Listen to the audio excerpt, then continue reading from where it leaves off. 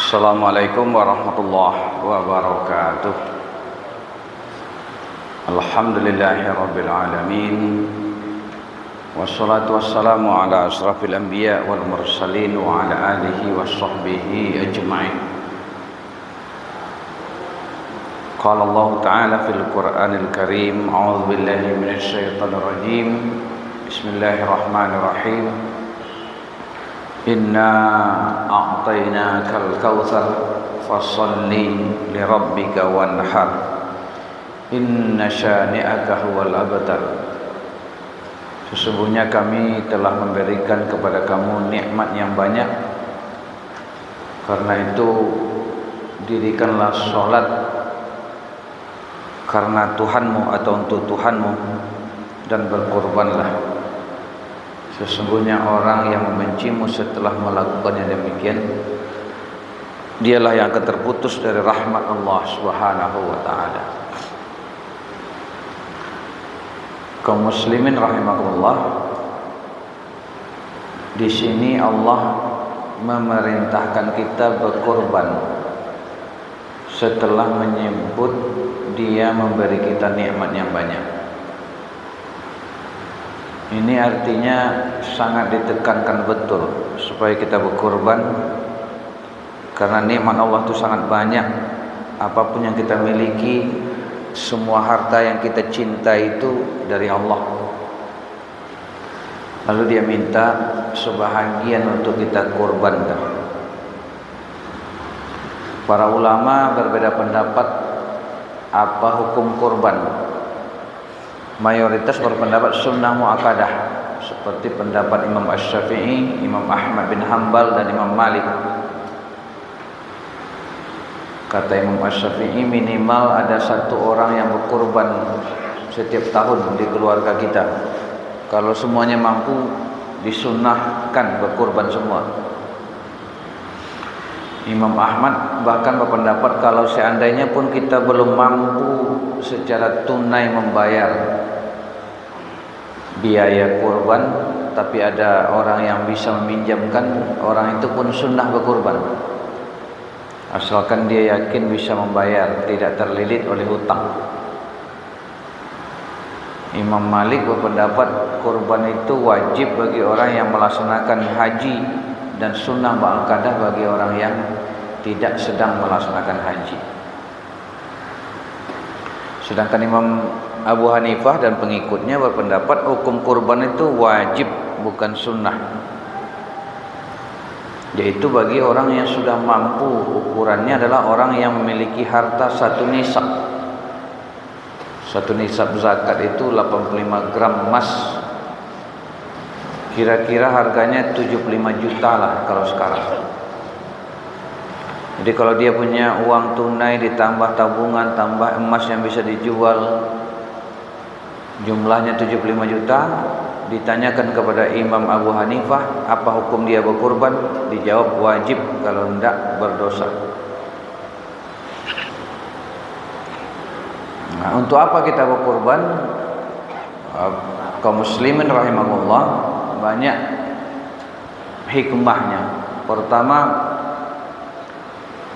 agar kita tidak kena racun harta. Jadi harta itu, kecintaan kepada harta itu membuat kita sangat menyukainya dan tidak ingin berpisah dengannya. Wa tuhibbunal mala hubban jamma. Dan kamu mencintai harta dengan kecintaan yang sangat, ya. Akibatnya kita tidak ingin berpisah dari harta kita itu. Ini penyakit, ini racun. Dengan berkorban, dengan membanyak sedekah, zakat, infak dan sebagainya, maka racun harta itu bisa kita netralisir. Dan itu bisa diukur nanti. Kalau kita mampu namanya, lalu masih mikir-mikir akan berkorban tidak, itu pertanda bahwa kecintaan kepada harta itu masih kuat, sangat kuat dalam diri kita. Seperti Qabil, dia diminta berkorban, dipilihnya yang jelek-jelek dari hasil tanaman. Itu pertanda dia sangat suka, sangat tidak ingin berpisah dengan hartanya yang baik-baik. Korbannya ditolak. Habil, dia pilih kambing domba yang sangat dia sukai. Itu yang dia korbankan kepada Allah Subhanahu wa taala. Itu pertanda bahwa ketika Allah meminta, kecintaan kepada harta itu kalah. Tapi ketika Allah meminta berkorbanlah setelah kami berikan kepada kamu nikmat yang banyak, kita masih susah berkorban. Berarti kecintaan kepada harta mengalahkan kepatuhan dan kecintaan kepada Allah Subhanahu wa taala. Jadi kita diuji dengan kurban ini. Apakah kita akan menjadi Qabil atau menjadi Habil? Kalau Qabil masih mendingan itu, dia berkurban walaupun yang jelek-jelek. Kalau tidak berkurban sama sekali itu lebih parah dari Qabil, ya kan? Lebih parah dari Qabil itu. Jadi kurban itu salah satu maknanya itu adalah taqarrub, mendekatkan diri kepada Allah. Dengan cara apa? Dengan cara menempatkan pandangan dan sikap kita yang benar tentang harta. Kalau tidak benar pandangan kita dan sikap kita kepada harta, harta itulah yang akan menjauhkan kita dari Allah. Baik ketika mencarinya, menjaganya, maupun memanfaatkannya. Mencarinya kita tak kenal waktu, sampai-sampai meninggalkan kewajiban-kewajiban agama. Menjaganya kita tidak bisa sempat lagi karena menjaga harta itu. Tidak sempat lagi ke masjid, tidak sempat gotong royong, tidak sempat takziah. Dan ketika menggunakannya pun kita berfoya-foya pergi kemana-mana, pergi jalan-jalan ke Eropa, ke Cina, macam-macam, tapi tidak mampir di Mekah. Ini racun harta itu. Jadi kurban itu adalah cara Allah agar kita jangan tersengat racunnya harta. Kurbanlah sampai kita senang, gemar berkorban. Rugi rasanya tidak berkorban itu. Jadi salah satu cara mengukurnya itu.